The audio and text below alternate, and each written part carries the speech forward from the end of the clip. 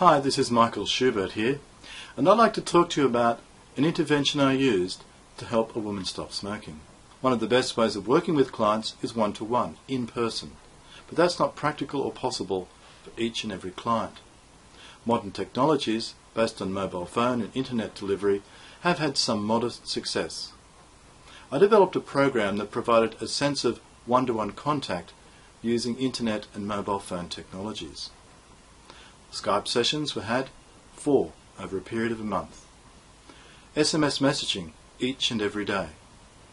Email follow-ups after every Skype session. MP3 downloads of relaxation sessions that I used. And an intake and exit survey to get feedback from the client. My client Deborah was 34 years old. She'd smoked for 20 years and was smoking around 20 cigarettes a day. On 3 occasions, she'd given up for just a little while. Her general health and lifestyle and attitude to life was in fact inconsistent and incompatible with smoking. The Skype sessions were weekly, and they had a theme. The first session about preparation.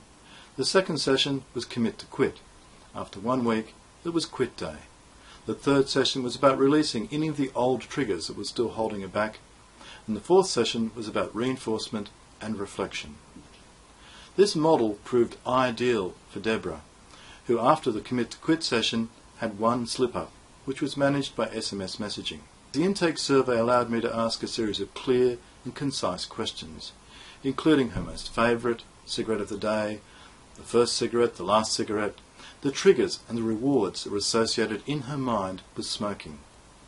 I was able to get a full and complete intake interview through that survey, which meant that my preparation session was able to be more targeted, more focused and more specific on her individual needs and her personal reasons for choosing to continue to smoke.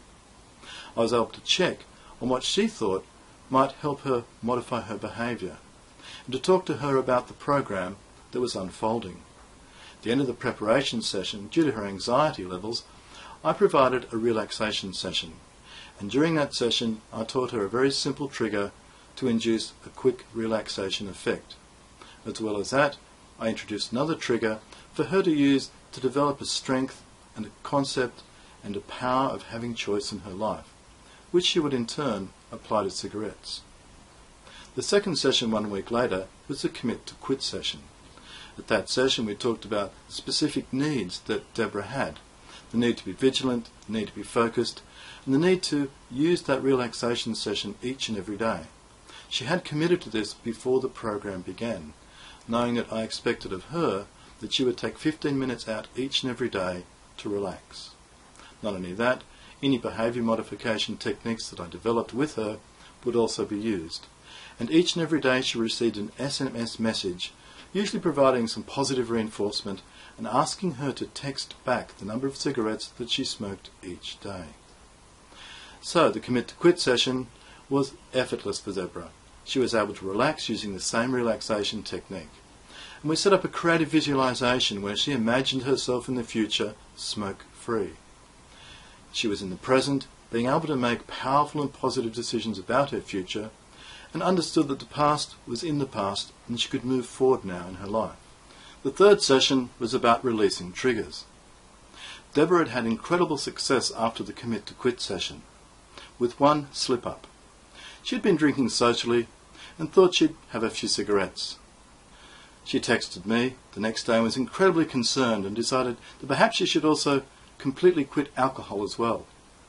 I suggested she apply the same behaviour modification techniques that she'd used to stop smoking to reduce and control and make choices about her alcohol consumption.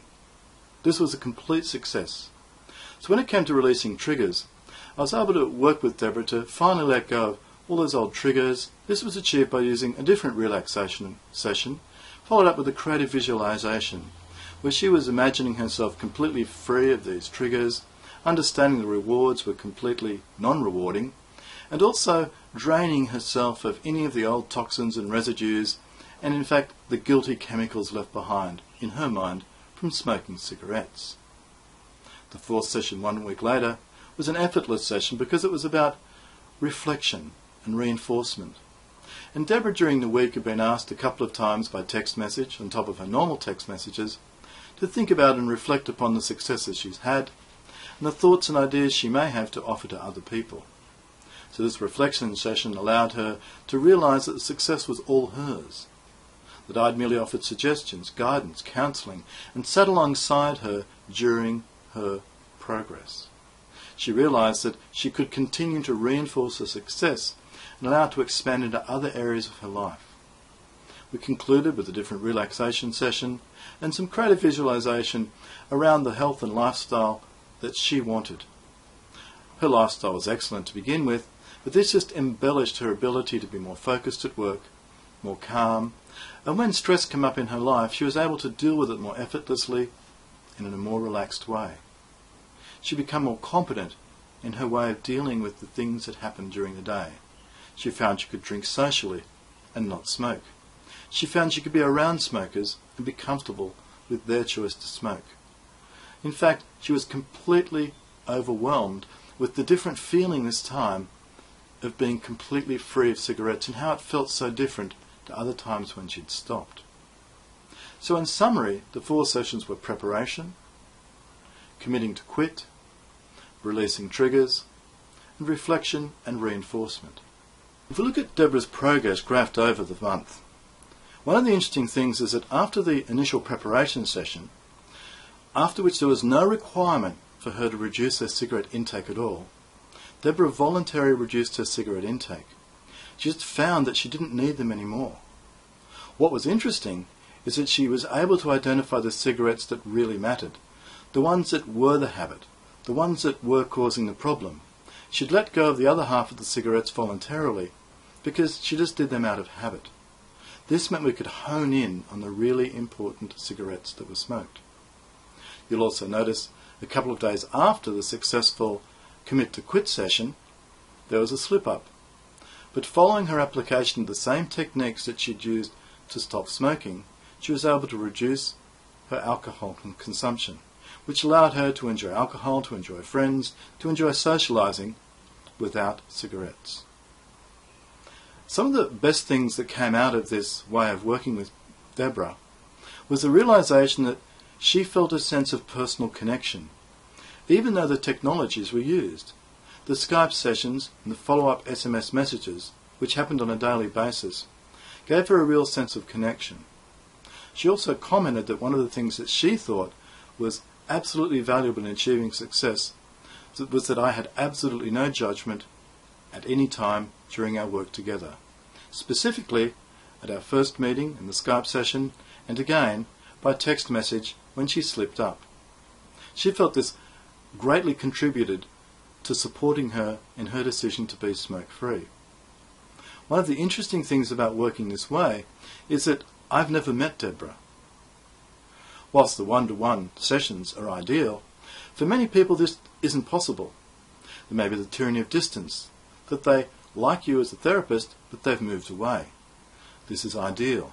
They could live overseas, be fly-in fly-out workers, be travelling and on the road with their work. In fact, it works so well that even people who are close by who can't take the time off work, because in reality it takes about half a day to have a 1-hour session with a therapist, these people can travel to you at a time that's mutually compatible. This means that this type of intervention has promise. Certainly more trials need to be done. There needs to be some refinement of the SMS messaging, and particularly an inclusion for when there are slip-ups that are longer than 1 day. The other thing that's absolutely necessary is a longer-term follow-up, because many of the techniques that have been used to help people stop smoking lack that long-term follow-up to find out what it's like 6 months later or 1 year later to really make sure that people have in fact ceased smoking. All in all, Deborah was a highly motivated client. The session and the styles of sessions that we had suited her ideally. She committed to quit, she focused, and she achieved her goals. This has been an ideal situation, and was perhaps even reinforced by that one slip-up which gave me the opportunity to work remotely with the client even when things weren't going smoothly. So I conclude that the remote intervention, with a sense of personal connection, provides a real and valid alternative to one-to-one sessions.